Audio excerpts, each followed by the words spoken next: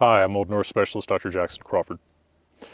And today I'd like to talk to you about some of the minor afterlives that are sometimes mentioned in our main sources of Norse mythology, which is to say the Poetic Edda, the Prose Edda, and some of the mythical sagas from medieval Iceland.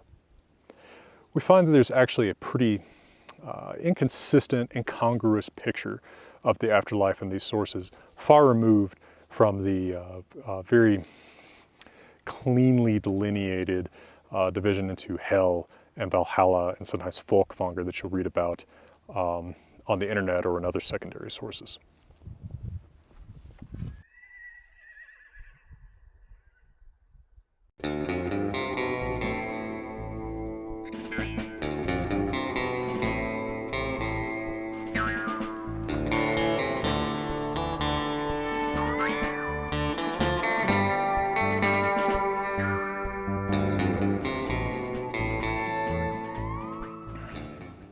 Now, on my online video channel, I've talked quite a bit about the afterlife in Norse myth, but when I do, I talk basically about Hell and Valhalla, or Valhalla, because these are the afterlives that our sources actually tell us about pretty consistently, right? Many sources mention Hell, many sources mention Valhalla, although they may be a little bit inconsistent about what they are, how they work. These are probably majority beliefs in, say, the Iceland of the 900s AD. But there are other afterlives, potential afterlives you'll see mentioned sometimes that we just don't have as much information about. And I think maybe one way that you could think about this is not so much that people are inconsistent in their beliefs as they're inconsistent in how they talk about their beliefs. So consider a few things that one person might say in one day today. He's rolling in his grave. I'll haunt you, or her spirit haunts this place. I'll see you in hell. See you in Valhalla, bro. And I hope I come back as a bird. Now, this one person saying these things seems to be expressing a belief in being an animated corpse in his grave, he's rolling in his grave, in ghosts, spirits, disembodied spirits being in a place, so I'll haunt you, or someone's haunting something. Hell, I'll see you in hell. Valhalla, because I'll see you in Valhalla, bro. Maybe this is a football player or something. And reincarnation, I hope I come back as a bird. I doubt the person who said all of these things would actually believe in all of these as potential afterlives, but people have sort of narratives about the afterlife, and they'll tend to kind of talk about whichever one is most picturesque for the moment. So none of these reflect a systematic, consistent picture of the afterlife. Probably most of the alternative afterlives that are mentioned in Norse sources don't either. Let's quickly look at some of these.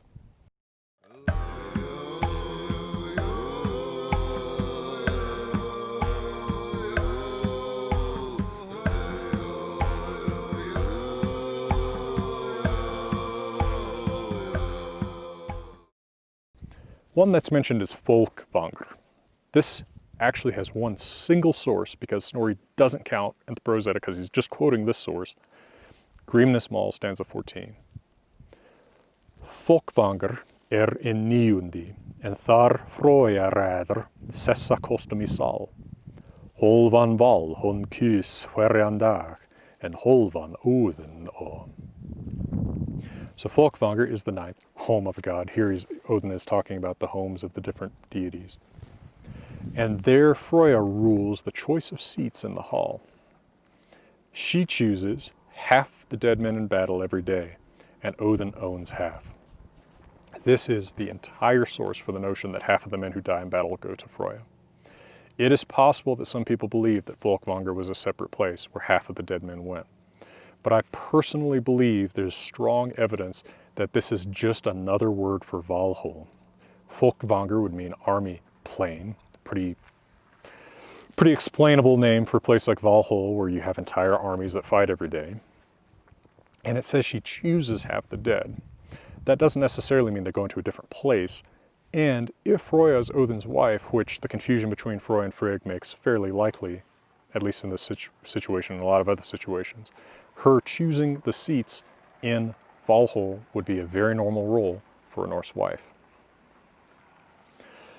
We also hear very distantly hinted In Horbarslioth, stanza 24, when Odin's assaulting Thor, he says, Odin o Jarla, Thor i Valhalla, and Thor o Thralakin. Odin owns the nobles, the Jarls, who fall in battle, and Thor owns the slaves, the families of slaves. That has suggested to some that if you are not a nobleman but you die in battle, you might join Thor, perhaps in his hall in Thrudhammer. I would suggest that this is much like someone saying, go to hell or see you in hell. Odin is simply bragging, and he is making an exaggerated gesture here saying, well, you know, like, I guess I'll take the wealthy ones, you can have the poor ones, Thor. We've actually seen in scenes such as the sacrifice scene in Gautrek's saga that Thor is associated with the middle class and somewhat poor people, and Odin with the richer. There's no particular reason to found a whole theological opinion that Thor has an afterlife he runs based on just this insult in one poem. Snorri, in his Prose Edda, says when he's listing the goddesses, Fjorða Gefjun, hon mer, och henni þjóna þær mojar andask. Fourth goddess is Gefjun.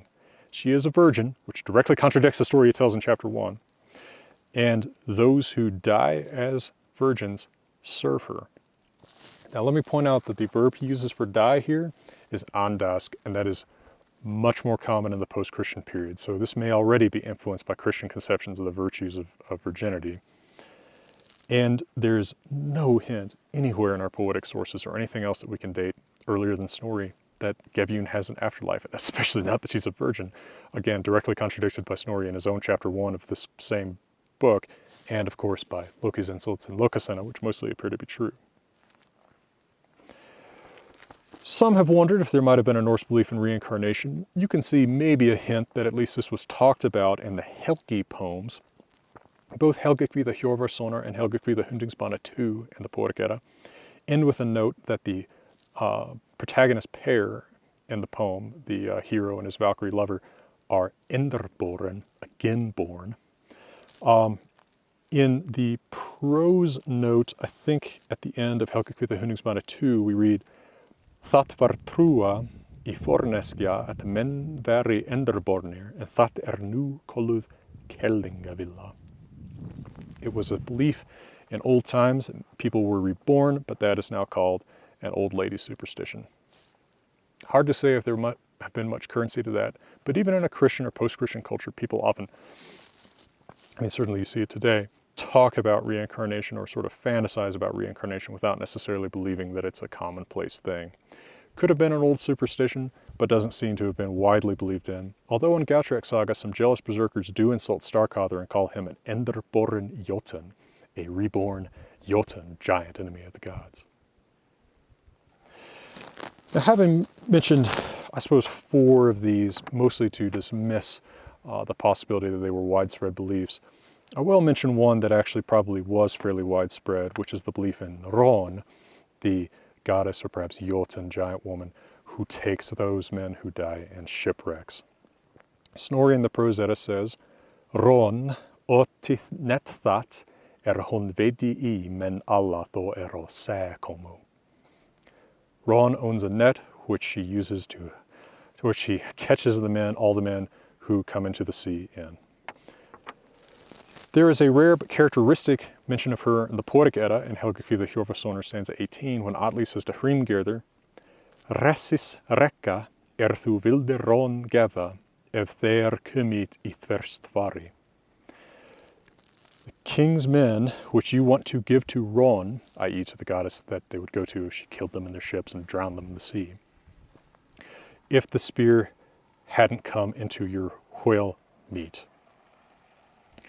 So he is anyway, this at least this is just part of the weird insult battle between him and this giant woman, but it implies some belief in Ron, right, as receiving the men who die at the sea.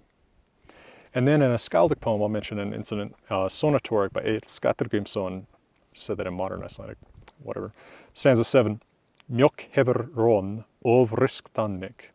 Ron has much shaken me. And the reason he says that is that he's had 1, or I think actually maybe 2 sons who die by drowning. Now, the belief in Ron may not have been very systematic, but it probably is a legitimate belief. Probably what I would call kind of a parallel belief to the dominant narrative of hell versus Valhalla. But we also have parallel afterlife beliefs in Christian or post-Christian society today, where people mostly talk about heaven and hell, but may still believe that, you know, a particular ghost haunts a particular place. So I would call it that kind of parallel or subsidiary afterlife notion. Well, I hope this video has helped address some of these questions that I'm often asked. I hope that if you enjoy these videos, you'll consider joining my Patreon, which helps me continue to make these videos in beautiful places and make them available for free. I hope you'll also check out my books. Most recently, I have produced an edition of Hávamál with the original Old Norse text, as well as a facing page, very careful English translation, and a commentary intended even for those who may be fairly new to the study of Old Norse texts. For now, beautiful Colorado, let me wish you all the best.